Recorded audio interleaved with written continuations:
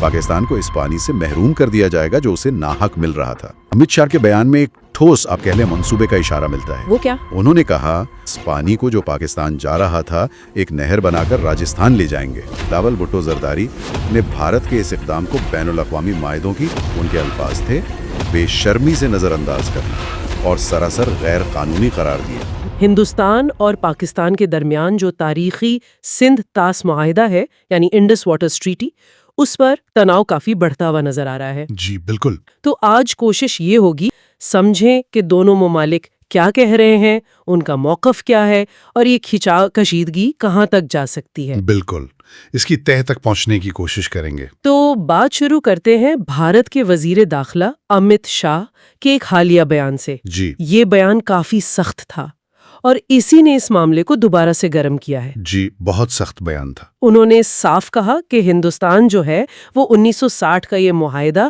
پاکستان کے ساتھ کبھی بحال نہیں کرے گا۔ یہ اپنے آپ میں ایک بہت بڑی بات ہے۔ یقیناً یہ بیان، جیسا آپ نے کہا، تہلکہ خیز ہے۔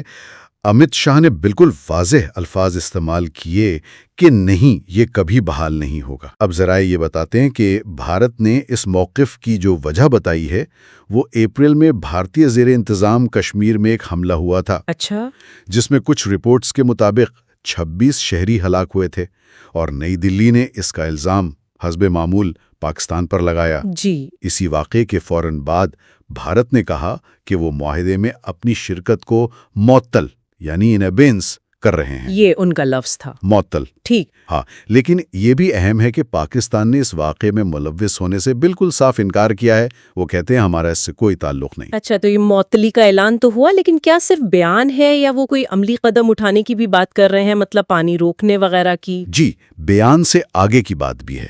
امت شاہ کے بیان میں ایک ٹھوس آپ کہہ لیں منصوبے کا اشارہ ملتا ہے۔ وہ کیا؟ انہوں نے کہا، اور یہ ان کے الفاظ ہیں، کہ ہم اس پانی کو جو پاکستان جا رہا تھا ایک نہر بنا کر راجستھان لے جائیں گے۔ پاکستان کو اس پانی سے محروم کر دیا جائے گا جو اسے ناحق مل رہا تھا۔ اوہ، ناحق مل رہا تھا، یہ تو کافی سخت الفاظ ہیں۔ جی، یہ الفاظ صورتحال کی سنگینی کو بالکل واضح کر دیتے ہیں۔ یہ صرف بیان نہیں، ایک طرح سے دھمکی بھی ہے۔ ظاہر ہے پاکستان اس پر خاموش تو نہیں بیٹھا ہوگا۔ ان کا کیا رد عمل آیا اس سب پر؟ نہیں، بالکل نہیں۔ پاکستان کی طرف سے بہت شدید رد عمل سامنے آیا۔ اس وقت کے وزیر خارجہ بلاول بھٹو زرداری نے بھارت کے اس اقدام کو بین الاقوامی معاہدوں کی، ان کے الفاظ تھے، بے شرمی سے نظر انداز کرنا اور سراسر غیر قانونی قرار دیا۔ ان کا بنیادی نقطہ یہ ہے، اور قانونی طور پر اہم ہے، کہ سندھ طاس معاہدہ ایک بین الاقوامی معاہدہ ہے۔ یہ آج بھی دونوں ملکوں پر لاگو ہے، بائنڈنگ ہے۔ اچھا، اور کوئی ایک ملک یعنی بھارت اسے یونیلیٹرلی ختم نہیں کر سکتا، نہ ہی معطل کر سکتا ہے۔ یعنی معاہدے میں ایسی کوئی شک نہیں ہے کہ آپ بس کہہ دیں کہ ہم نہیں مانتے اب؟ بالکل، معاہدے میں ایسی کوئی شک سرے سے موجود ہی نہیں ہے جو یک طرفہ معطلی یا منسوخی کی اجازت دیتی ہو۔ یہ پاکستان کا بڑا مضبوط قانونی پوائنٹ ہے۔ تو قانونی موقف تو واضح ہو گیا، لیکن کیا صرف قانون کی بات کی یا کوئی جوابی دھمکی یا سخت پیغام بھی دیا گیا؟ نہیں، صرف قانونی بات نہیں، سخت پیغام بھی ہے۔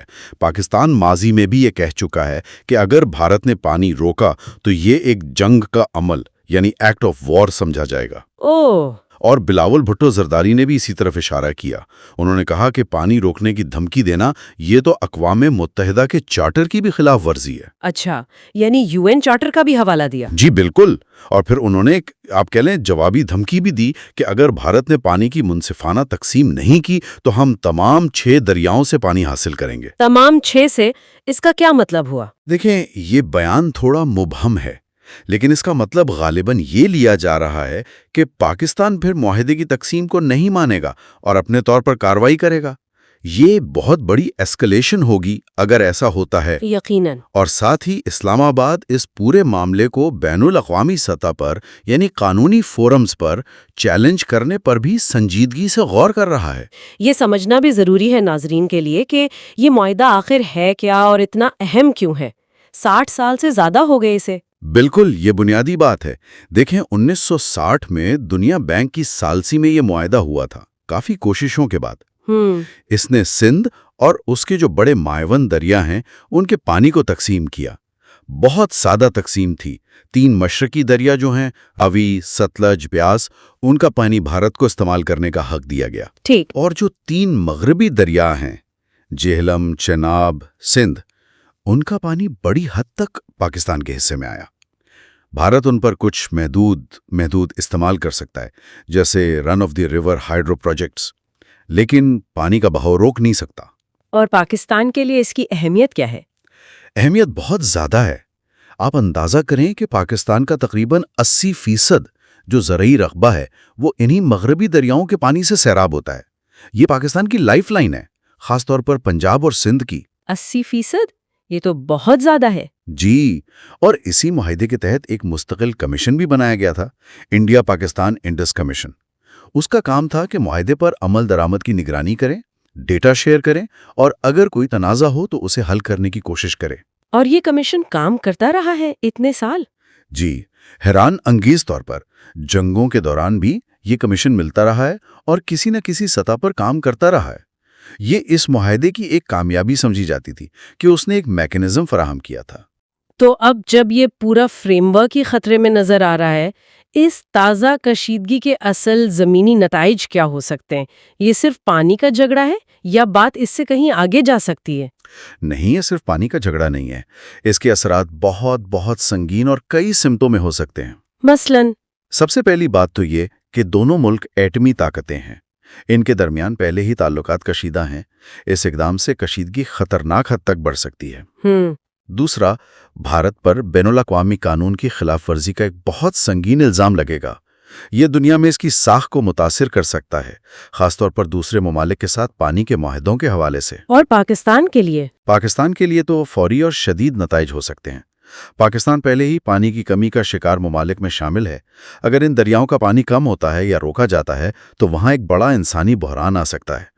زراعت تباہ ہو سکتی ہے، معیشت پر بہت برا اثر پڑے گا۔ یعنی قحط جیسی صورتحال بھی ہو سکتی ہے؟ بالکل، پانی کی شدید قلت سے خوراک کی کمی، لوگوں کی نقل مکانی اور اندرونی استحکام کے مسائل پیدا ہو سکتے ہیں۔ اور پھر ایک اور اہم بات، جی، وہ یہ کہ مذاکرات اور سفارتکاری کے جو تھوڑے بہت دروازے کھلے بھی تھے وہ شاید بالکل بند ہو جائیں۔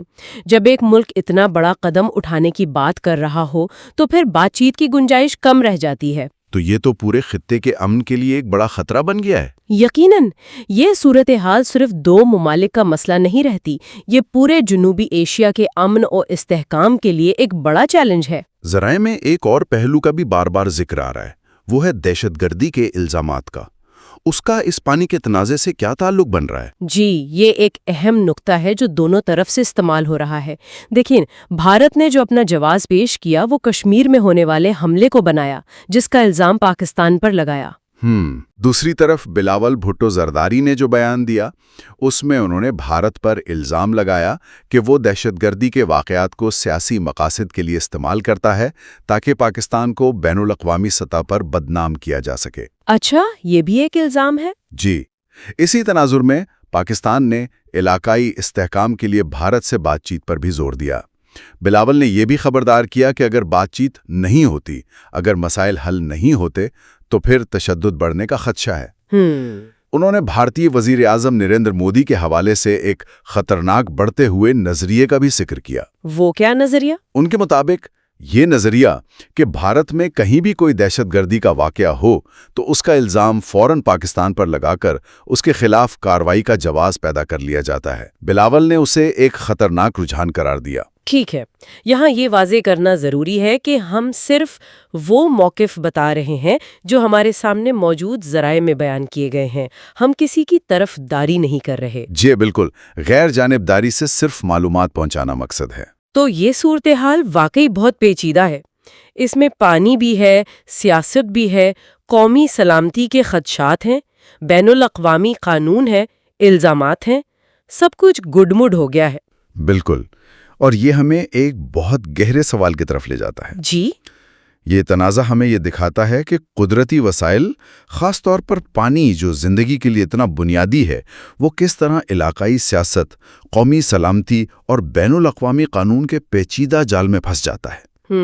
تو سوال یہ پیدا ہوتا ہے، کیا مستقبل میں خاص طور پر جب موسمیاتی تبدیلی پانی کی کمی کو اور بڑھا رہی ہے، کیا اس طرح کے جو پرانے معاہدے ہیں وہ تنازعات کو حل کرنے کے بجائے انہیں مزید ہوا دینے کا سبب تو نہیں بن جائیں گے؟ یہ بہت اہم نکتہ ہے۔ کیا ان معاہدوں میں اتنی لچک ہے کہ وہ بدلتے ہوئے حالات جیسے کلائمیٹ چینج، آبادی میں اضافہ، ان سب کو اپنے اندر سمو سکیں؟ یا پھر یہ معاہدے جو کبھی امن کی ضمانت سمجھے جاتے تھے اب خود تنازع کا ایک بڑا ذریعہ بننے جا رہے ہیں؟ یہ ایک واقعی غور طلب بات ہے۔ بالکل، یہ سوچنے پر مجبور کرتا ہے کہ کیا مستقبل میں ایسے تنازعات سے نمٹنے کے لیے ہمیں نئے طریقہ کار، نئے فریم ورک کی ضرورت ہوگی۔ شاید ہمیں پانی کے تقسیم سے آگے بڑھ کر پانی کے مشترکہ انتظام، کنزرویشن اور زیادہ مؤثر استعمال پر توجہ دینی ہوگی۔ لیکن فی الحال تو صورتحال کافی تشویشناک نظر آ رہی ہیں۔ جی، صورتحال تشویشناک ہے اور اس پر نظر رکھنا بہت ضروری ہوگا۔